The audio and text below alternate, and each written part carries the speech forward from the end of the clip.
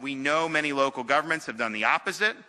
They've opted to increase their own budgets and even subject their citizens to higher taxes, such as higher property taxes, to pay for these spending habits. And you know, these property taxes, it's like you buy a home, you buy land, you know, maybe you buy the home outright, but maybe you pay off a mortgage over 30 years. And then, okay, you've paid off the mortgage, you bought the land, you've been taxed many times.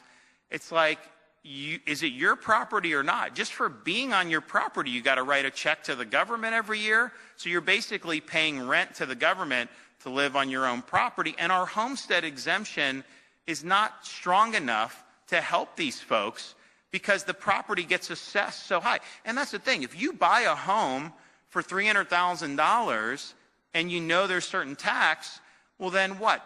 10 years later, they say it's worth $700,000, and so, and they say, you know, there's homestead stuff that helps protect you to a certain extent, but you're paying more, and a lot of people can't afford that. So I think that that's a big issue, and I know we're going to be really looking at ways to bring people relief from that, because I think it's been really something that's pinching a lot of homeowners, particularly seniors on fixed income.